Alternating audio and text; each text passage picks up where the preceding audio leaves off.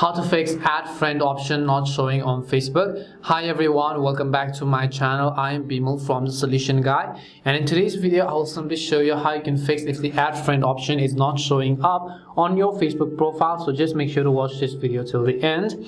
Now there are two types of scenarios. One is, let's say you open the Facebook app and people are not being able to see the add friend section on your profile, or you're not being able to see the add friend section on some other profile, let's say.